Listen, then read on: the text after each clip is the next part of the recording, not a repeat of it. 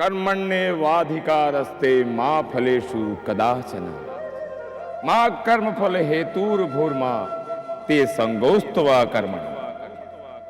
इस संसार में सबसे महत्वपूर्ण है कर्म। यह सत्य है कि भाग्य पूर्व निर्धारित होता है, किंतु कर्मों के आधार पर भाग्य परिवर्तित भी हो जाता है।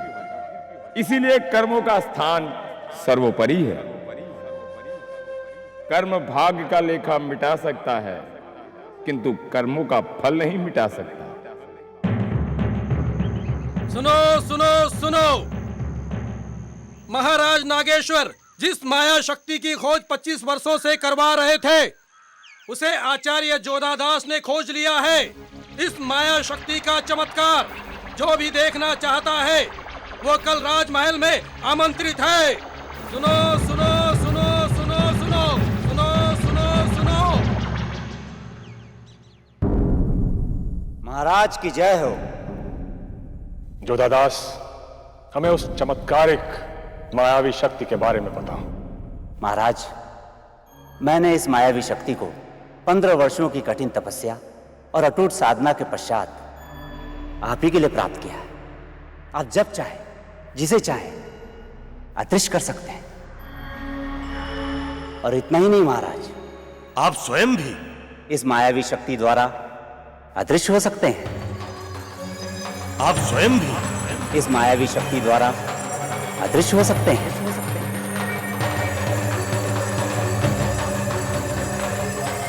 वाह जोधादास, वाह, बहुत अच्छे। अब हमें यहीं सबके सामने उस मायावी शक्ति का प्रदर्शन करके दिखाओ। जो आ गया महाराज।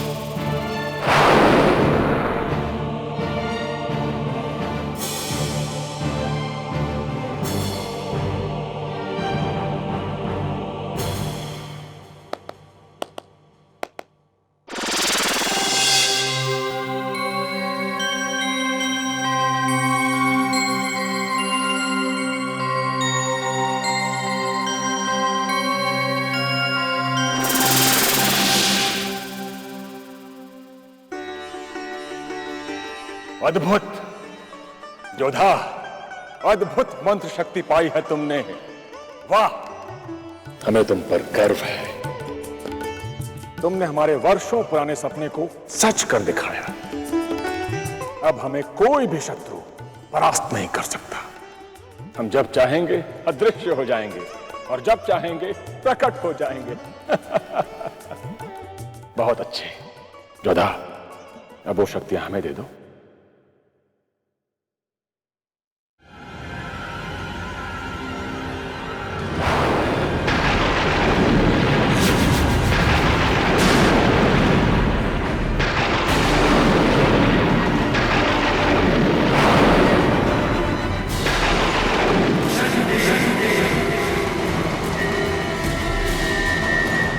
महाराज, इस मंत्र के जाप करने के पश्चात आप जिस किसी वस्तु या मनुष्य के बारे में सोचोगे वह अदृश्य हो जाएगा। सुंदर, अति सुंदर जोधा। जोधा, हम तुम पर बहुत प्रसन्न हैं। कल हम तुम्हें वो पुरस्कार देंगे जो न कभी इससे पहले तुम्हें मिला है और न कभी इसके बाद मिलेगा। शनि देव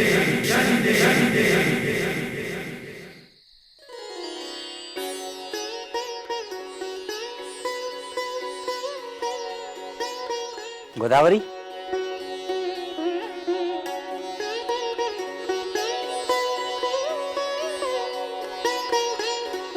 गोदावरी, तुम्हारी शनि भक्ति सफल हो गई। महाराज मेरी मायावी शक्ति से चमत्कृत हो गए। जानती हो, कल वे भरी सभा में मुझे सम्मानित करने वाले हैं। ये आपके 15 वर्षों की मेहनत और लगन का फल है। मैं तो बस इतना चाहती हूँ कि शनिदेव की कृपा से आपकी ख्याति इस पूरे संसार में हो। पिताजी, देखिए मैं कितने सुंदर सुंदर और रंग बिरंगे पत्थर लाया हूँ। माधव, तेरी पुस्तकें कहाँ हैं? माँ, पुस्तकें मैंने नदी में फेंक दी। आप तो जानती हैं कि मेरा पढ़ाई में मन ही नहीं लगता और गुरुदेव भी मेरी पिटाई करते हैं। इसलिए मैंने पुस्तकें पानी में फेंककर इस मुसीबत को ही समाप्त कर दिया। तेरे पिताजी इतने बड़े विद्वान हैं और तू इस दुनिया का सबसे बड़ा मूर्ख। आज तो मैं तेरी इतनी पिटाई करूंगी ना। चल मेरे साथ। गुरु माता, इसे छोड़ दीजिए। इसे मारने से कोई लाभ नहीं होगा। लोटन सही कह रहा है गोदावरी। जब माधव का पढ़ने में मन ही नहीं लगता तो कोई क्या कर सकता है। बेटा, तुम ऐसे करना, कल मेरे साथ राजमहल चलना, ठीक है? ठीक है। चलो। आपके लाड़ प्यार ने ही इसे बिगाड़ रखा है।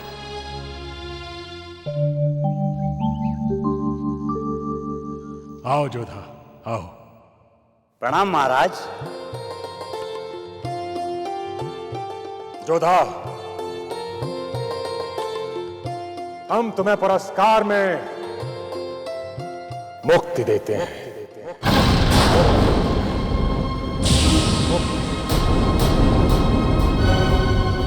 मुक्ति, इस जीवन से मुक्ति,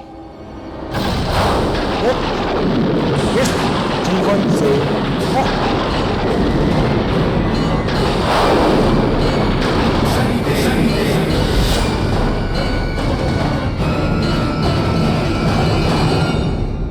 महामंत्री, जोधा की हत्या कर दी जाए। हत्या कर दी जाए। हत्या कर दी जाए।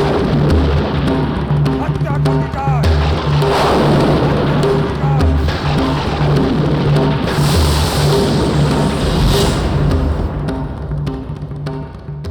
महाराज, ये आप क्या कह रहे हैं? महाराज मुझे बताइए तो सही कि मेरी भूल क्या है।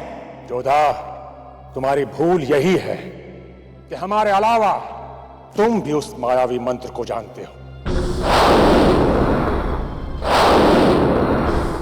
और हम नहीं चाहते कि तुम या इस संसार का कोई भी व्यक्ति उस मायावी मंत्र के बारे में जाने या उसका प्रयोग करे। इसलिए जोधा, तुम्हें तो मरना होगा। हाँ, तुम्हें मरना होगा।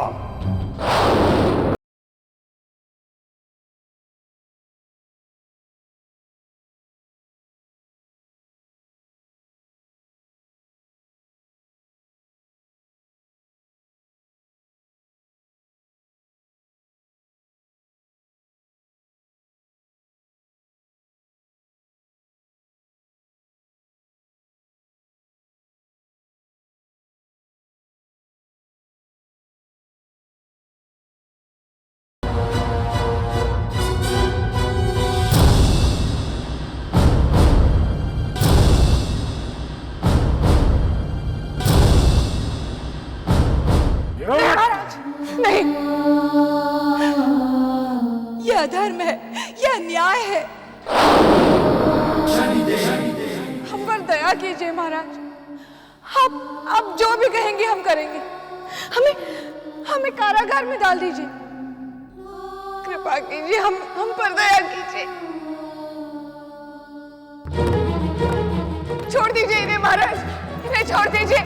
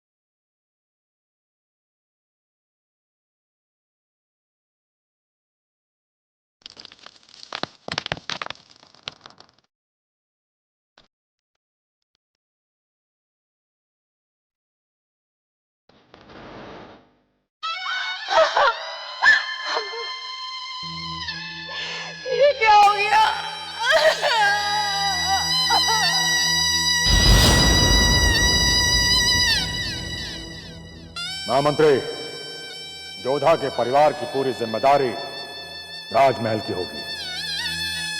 इन दोनों को किसी प्रकार का कोई कष्ट न हो।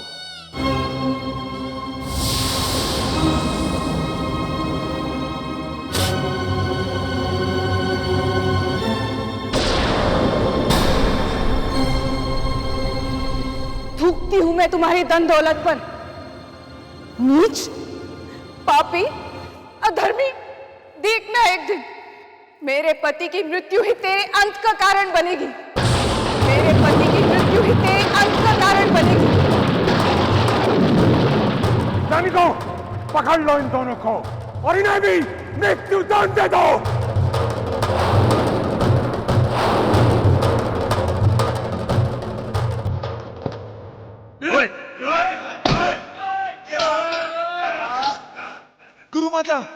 गुरु माता, माधव को लेके जाइए आप यहाँ से।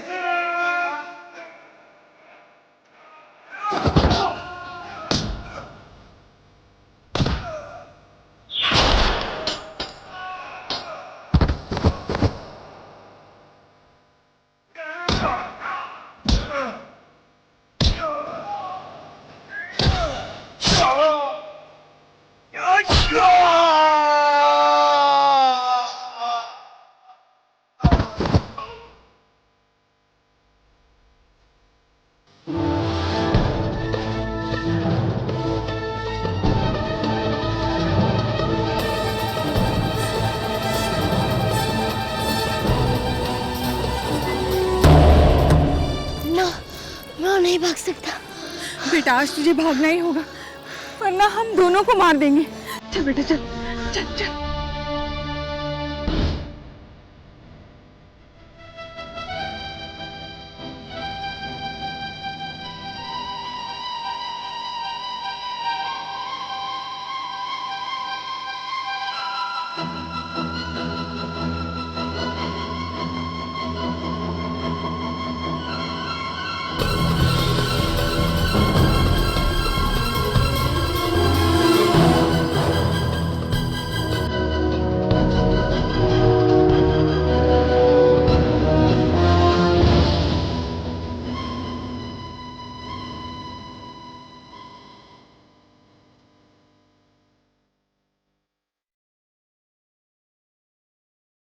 हे शनिदेव, हमारी रक्षा कीजिए।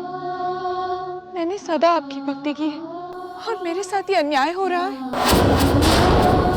मेरे बच्चे की रक्षा कीजिए शनिदेव, मेरे बच्चे की रक्षा कीजिए।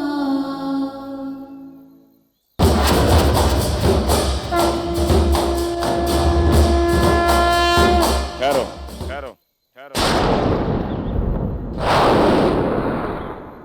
आप लोग इस तरह मंदिर में प्रवेश नहीं कर सकते। पंडित जी, हम एक अपराधी औरत को खोज रहे हैं और वो इसी मंदिर में आई है। इस मंदिर में तो हम रहते हैं, यहाँ पर किसी अपराधी के आने का प्रश्न ही नहीं उठता। पंडित जी, आप हट जाइए।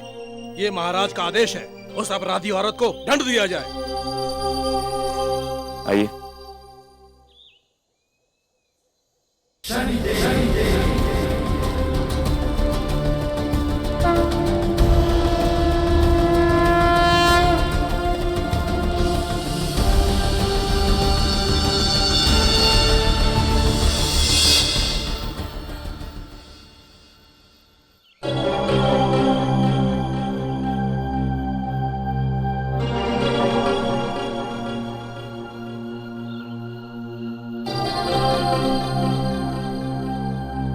यहाँ पर कोई नहीं है, चलो।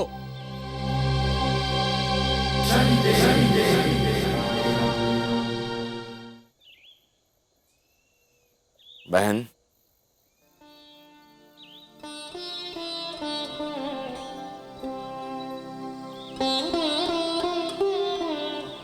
अब तुम्हें भयभीत होने की आवश्यकता नहीं है। वो लोग चले गए हैं। पुजारी जी, आज तो हम बच गए, किंतु वो लोग हमें जीवित नहीं छोड़ेंगे। मुझे अपनी चिंता नहीं है, किंतु मेरे बच्चे का क्या होगा? बहन, तुम चिंता मत करो, तुम्हारे पुत्र को कुछ नहीं होगा। आज से तुम लोग इसी मंदिर में रहोगे। जाओ, इस मंदिर के पीछे एक कुटिया है, वहीं जाकर आराम करो।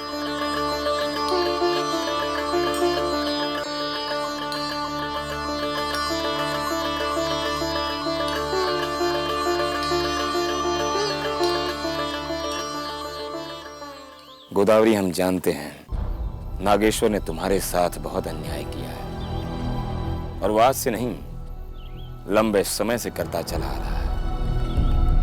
उसके हर अपराध और पाप कर्म का लेखा जोखा समाप्त हो चुका है। अब उसके हर पाप कर्म के साथ न्याय हम करेंगे। हमारे इस न्याय चक्र में तुम्हारा पुत्र माधव हमारा शस्त्र बनेगा, किंतु माधव को उसके लिए अद्भुत ज्ञान की आवश्यकता है। उसे मांत्रिक शक्तियां अर्जित करनी होगी, उसे अस्त्र शस्त्र में पारंगत होना होगा, और यह कार्य ज्ञान के देवता बृहस्पति की सहायता के बिना संभव हो ही नहीं सकता।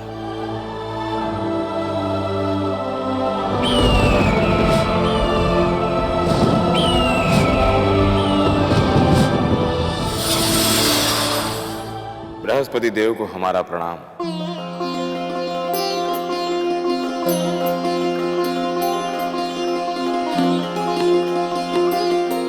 बृहस्पति लोक में आपका स्वागत है शनिदेव। बताइए, मैं आपकी क्या सेवा कर सकता हूं? आज हम आपके पास एक विशेष कार्य से आए।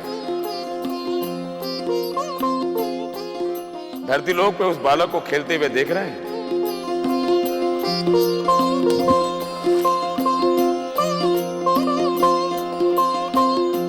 चाहते हैं कि आप अपना दिव्य ज्ञान उस बालक को दें, जिससे वो अस्त्र शस्त्र, वेद पुराण और तंत्र मंत्र में पारंगत हो जाए, क्योंकि यही बालक हमारे न्याय चक्र को पूर्ण करेगा।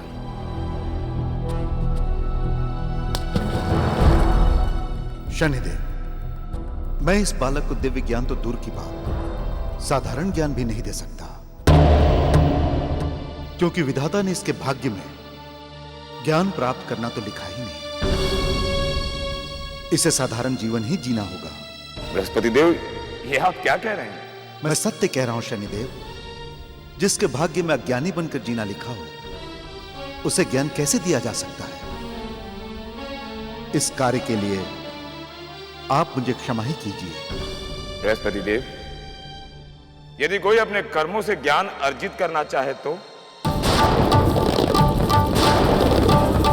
यह सत्य है शनिदेव कि मनुष्य अपने भाग्य से कर्म करता है। माधव के भाग्य में ज्ञान नहीं लिखा है, इसीलिए वो ज्ञान प्राप्त करने के लिए कोई भी कर्म नहीं करेगा। इसका अर्थ यह हुआ कि भाग्य ही सर्वोपरि है, कर्म का कोई महत्व ही नहीं है। हाँ शनिदेव, मनुष्य भाग्य के अनुसार ही कर्म करता है। कर्म का आधार भाग्य नहीं हो सकता, भाग्य का आधार कर्म है। और हम माधव से वो कर्म कराएंगे जो उसके भाग्य को बदल सकता है। जो उसके भाग्य में नहीं है, वो उसे अपने कर्म से प्राप्त करेगा। हम कर्म की कुंजी से उसके भाग्य के हर ताले को खोल देंगे बृहस्पति देव। शनिदेव, आप इससे कर्म तो करवा लेंगे, परंतु इसे उसके उन कर्मों का फल नहीं मिलेगा। ऐसा नहीं होगा बृहस्पति देव,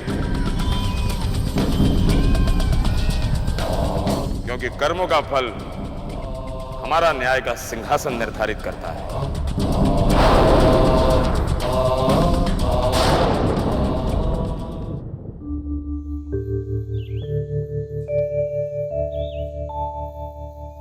माधव, ये वेद ग्रंथ है और ये अस्त्र शस्त्र, जिनका ज्ञान तुम्हें प्राप्त करना है। माधव, तुम्हें इन सब में पारंगत होना होगा। पुजारी जी, ये कैसे संभव है? मुझसे तो एक साधारण पुस्तक भी नहीं पढ़ी जाती। ये वेद पुराण मैं कैसे पढ़ूंगा? मुझसे ये सब नहीं होगा। माधव, तुम ये कर्म करने से इसलिए मना कर रहे हो क्योंकि ये सब तुम्हारे भाग्य में है ही नहीं, किंतु हम तुमसे ये कर्म करवाएंगे। माधव, ये तलवार संभालो, हम तुम्हें सिखाएंगे कि तलवार कैसे चलाई जाती है।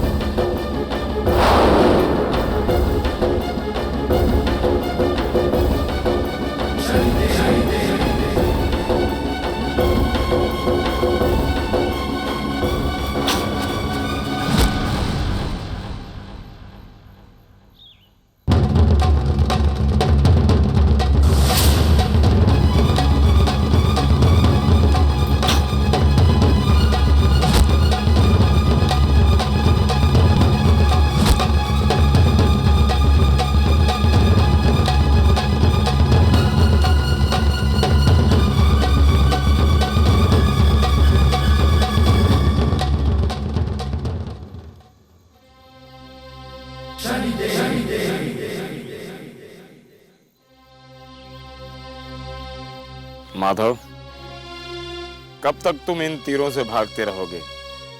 जितना तुम इन तीरों से भागोगे उतना ही ये तीर तुम्हारा पीछा करेंगे।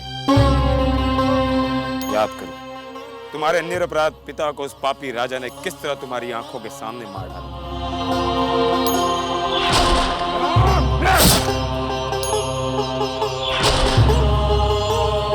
तुम्हारी मां के माथे से सिंदूर छीन लिया।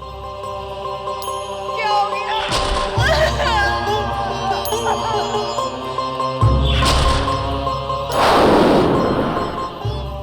माधव, तुम्हें तुम्हारे पिता को तर्पण करना है। तुम्हें अपने पिता का प्रतिशोध लेना है और उसके लिए तुम्हें एक कर्म करना ही होगा।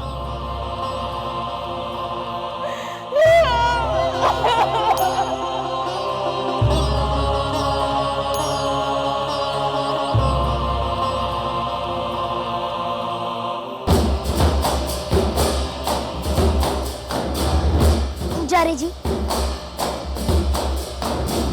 मैं वो सारे कर्म करूंगा जिससे मेरे पिता का तर्पण होगा।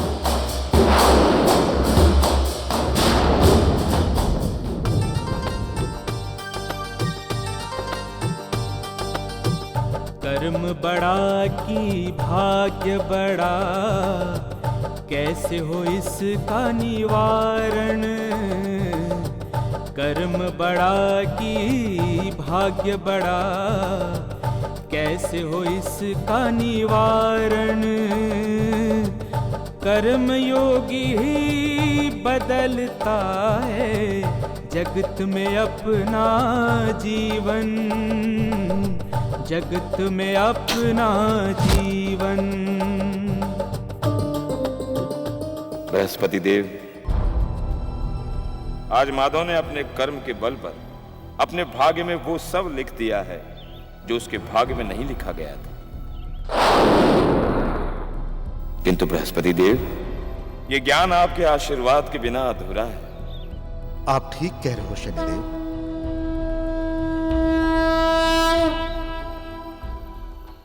तुम सब ने इस राज्य का कर नहीं चुकाया है,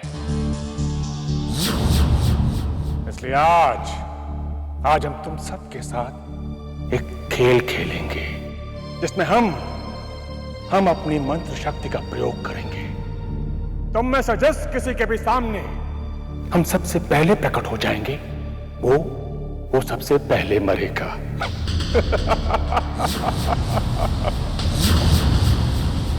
तो प्रारंभ करते हैं मृत्यु के इस खेल को।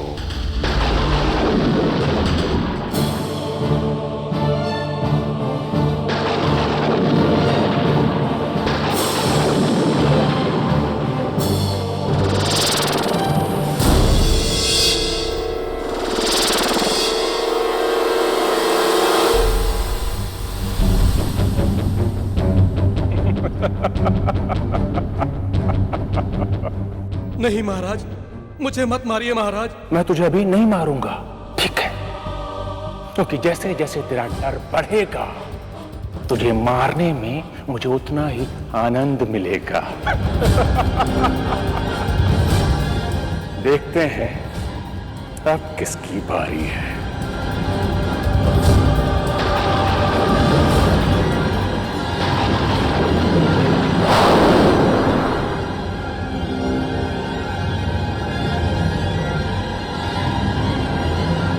ये मंत्र काम क्यों नहीं कर रहा? और करेगा भी नहीं, क्योंकि मैंने इस मंत्र को बांध दिया है।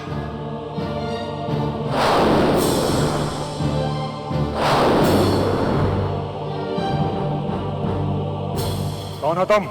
मैं उसी पिता का पुत्र हूँ जिनको तुमने मायावी मंत्र के बदले मृत्यु दी थी। अच्छा, तो तू है जोधा दास का वो पुत्र जो उस दिन मेरे सैनिकों से बच गया था। लेकिन आज तो मेरे हाथों से नहीं बचेगा।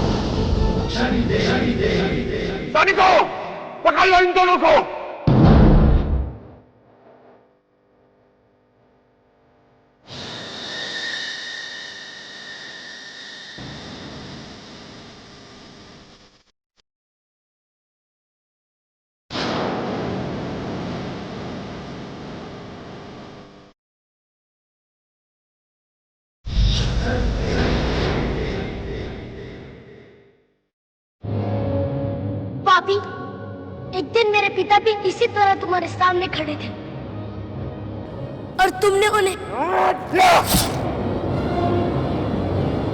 आज मैं तुम्हें जीवित नहीं छोड़ूंगा। बालक,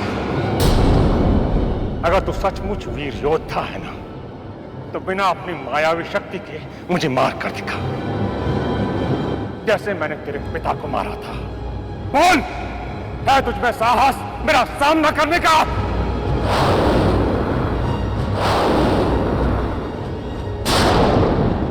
नागेश्वर, आज इसी राज्यसभा में मैं तुम्हें तुम्हारे हर एक पाप का दंड दूंगा।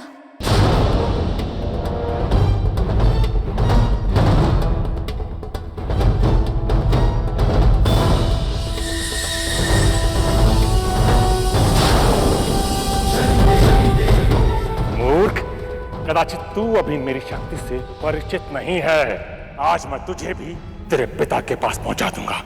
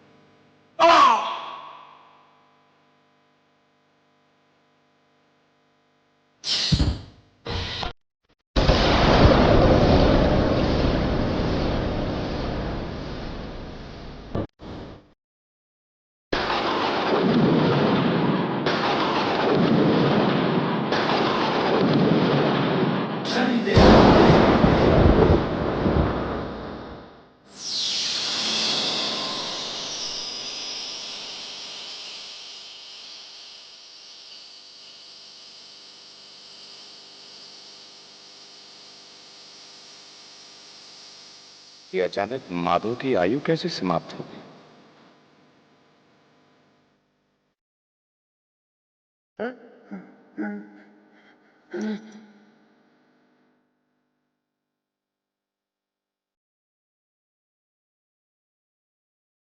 देखा, जो भी हमारे सामने आएगा ऐसे ही मारा जाएगा।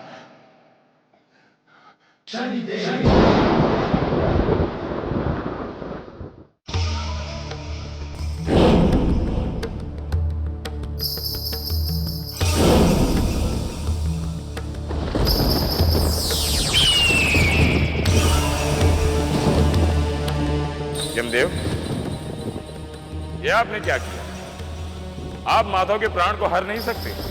शनिदेव, माधव की आयु पूर्ण हो चुकी है और आयु पूर्ण होने के पश्चात हमें प्राण हरने ही होते हैं। परंतु इससे तो हमारा न्याय चक्र ही रुक जाएगा। एक अधर्मी को उसके पापों का दंड भी नहीं मिलेगा। आपको माधव के प्राण लौटाने होंगे। ये कदापि संभव नहीं है शनिदेव। इस बालक के भाग्य में ब्रह्मदेव ने जितनी भी आयु लिखी थी वो पूर्ण हो चुकी है, अतः हम इसके प्राण वापस नहीं कर सकते।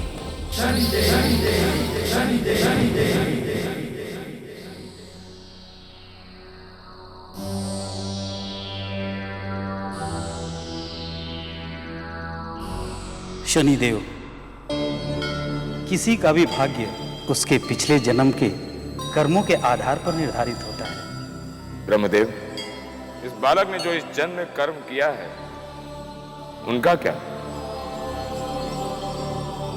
आपके इस भाग्य चक्र ने तो हमारे न्याय चक्र को ही बाधित कर दिया है।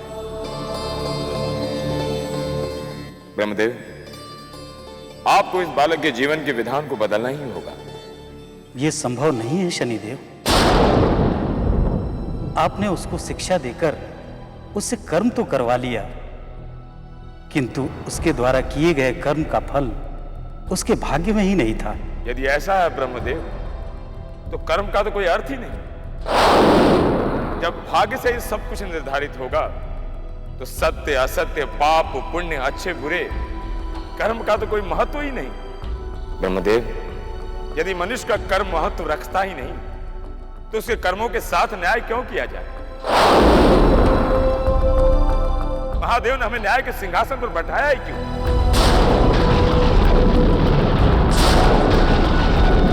आज से केवल भाग्य के आधार पर ही यह सृष्टि चलेगी प्रभुदेव।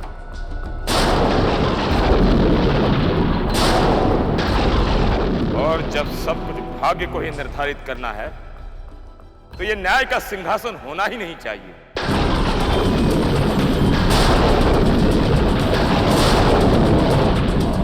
आज हम इस न्याय के सिंहासन को ही नष्ट कर देते हैं।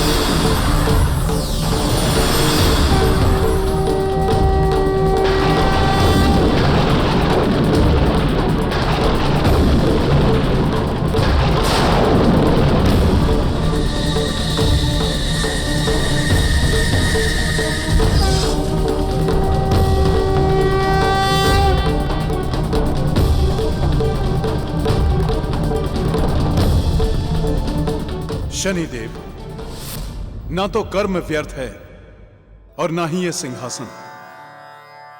यदि भाग्य और विधि का विधान अटल है तो कर्म का फल भी अटल है। कर्म नहीं होगा तो सृष्टि थम जाएगी। पृथ्वी के कर्म का स्थान सर्वोपरि है। कर्मों के द्वारा कोई भी मनुष्य अपने भाग्य को बदल सकता है। शनिदेव, आपका न्याय चक्र अवश्य पूरा होगा। कर्म बड़ा की भाग्य बड़ा, कैसे हो इसका। हम कैलाशपति शिव इस सृष्टि के संहारक भी हैं और जीवनदाता भी। आज हम माधव के कर्मों के फल स्वरूप उसे उसका जीवन वापस करते हैं। बदलता है जगत में अपना जीवन, जगत में अपना जीवन। देखा महामंत्री, ये बालक हमें मारने चला था। और देखो, स्वयं अपनी चिता पर लेटा हुआ है। आग लगा दो इस चिता को।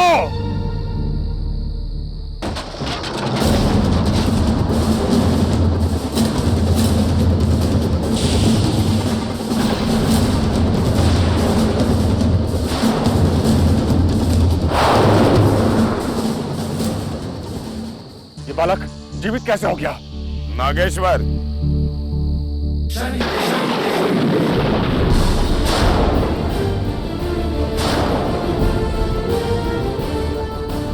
ये तुम्हें मृत्यु देने और अपना पितृ ऋण चुकाने आया है।